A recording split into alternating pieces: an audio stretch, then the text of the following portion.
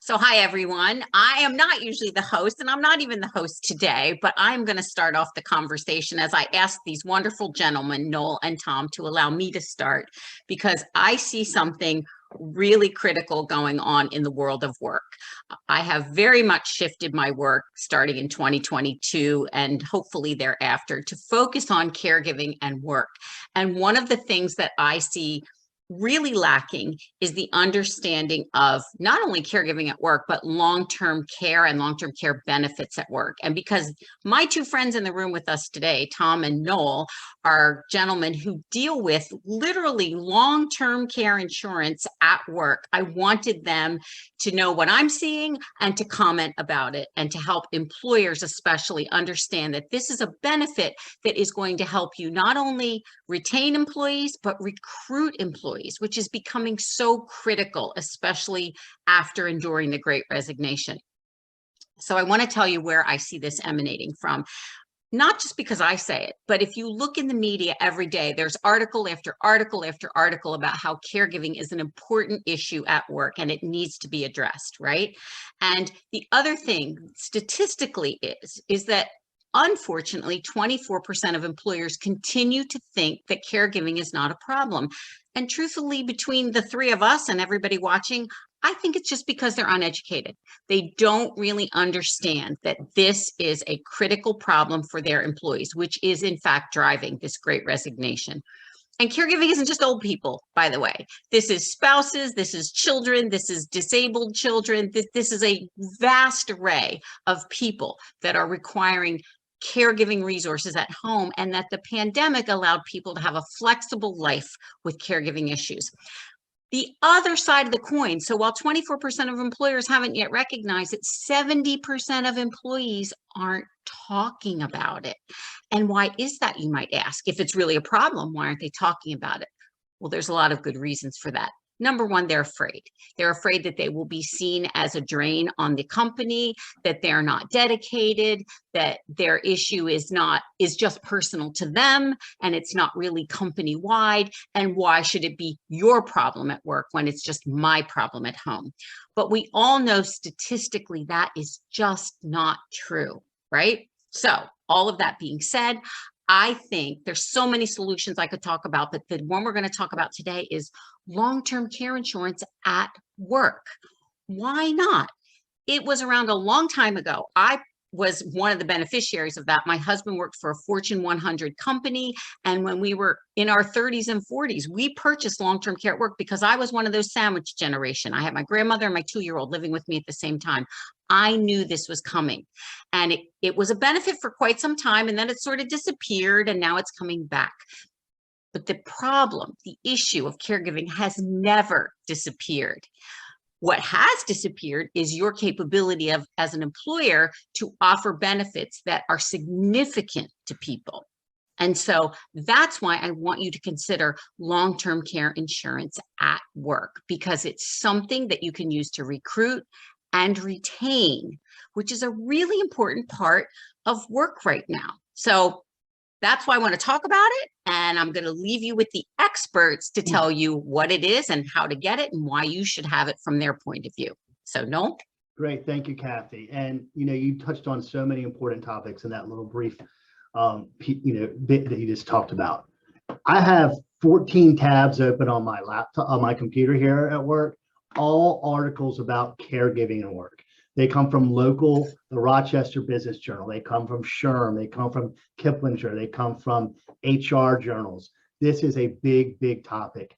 And I think there have been two events that have kind of, exacerbated it. First of all, the pandemic.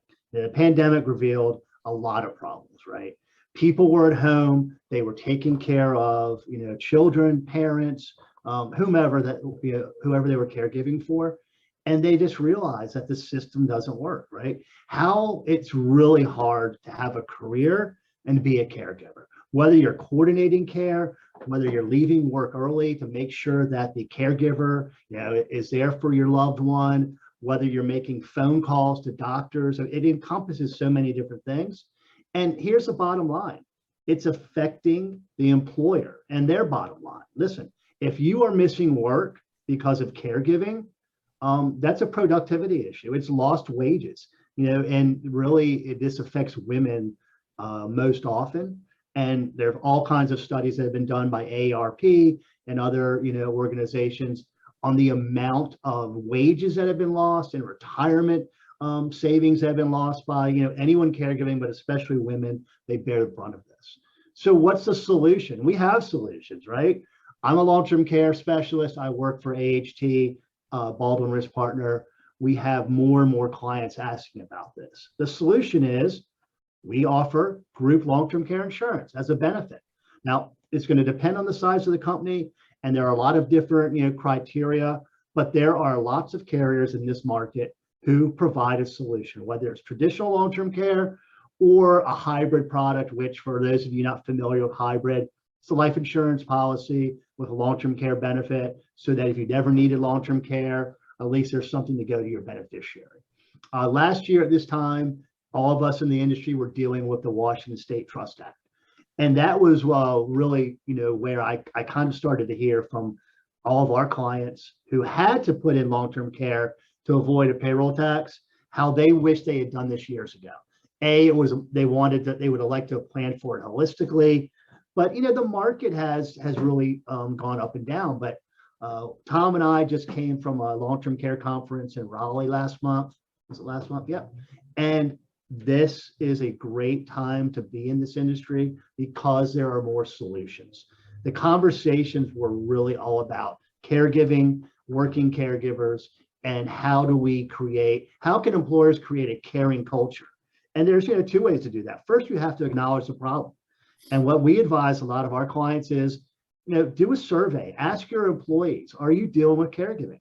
You'd be surprised to see how many people are. And Kathy touched on that. Why aren't people talking about it? They're afraid. There's a stigma involved. It's something that we all can help employers and employees, deal with by putting in a group long-term care plan. I forget the number of plans we did last year at Washington State. It was tremendous, but there's solutions out there. And what I heard from a lot of the clients that we worked with was, I never really thought about this because I'm young, I'm younger, but I'm glad I locked in my health. And so now I have something I can take with me throughout my career, right? So one of the things we do is working with Tom and his team. We get a census from an employer. We first have a conversation. That conversation is the most important part. And then we find solutions. The larger the employer, kind of the better in terms of choices, but we offer solutions for, employers rather down to 100 lives, right? So there's a plan, there's a solution. And I think once people do this, they actually really realize, hey, this is really something I've checked off my list. I can now focus on my retirement and not worry about what happens if I need to become a recipient of care or a caregiver. We have something, they have something in place. And so I'll pass it off to Tom. Oh, thanks, Noel. That's a great overview of kind of the long-term care insurance and marketplace at the employer level. I think what's important to realize is that almost all of the plans offered are voluntary programs nowadays, and the voluntary long product world at the employer has evolved a lot, especially with long-term care insurance. So back, Kathy, when you were probably looking at your products, I imagine the insurance company had meetings they would have at the office back when people had offices. They would do maybe little table tents on the lunchroom and put posters up and mail to the home. Well, everything's completely different now, as we know. So when you're looking at a solution now as an employer to put in place, I think understanding that it's a voluntary program, I think what you want to do is partner with someone like Noel and an organization like LTCI Partners, who kind of has from the beginning, education focused format for doing this. So obviously that's live webinars, on-demand webinars, but then give people the opportunity to enroll online, of course, but then also be able to talk to people one-on-one who know the product, who are specialists in long-term care, who can tell you how much does it cost? Are you looking at potentially needing care at home? Or are you maybe single where home might not be as preferable to an assisted living community? There's a lot of different things that occur, and you deserve to have a real good conversation with somebody about this when you're making a decision. Because today's long-term care insurance products, whether they're life-based or traditional long-term care insurance at the employer, you'll buy it at the employer, but you'll take it with you when you leave. So that product, you're typically going to pay directly. It's not payroll deduction. You'll set it up through automatic check withdrawal. And your employer is facilitating this purchase of a great product.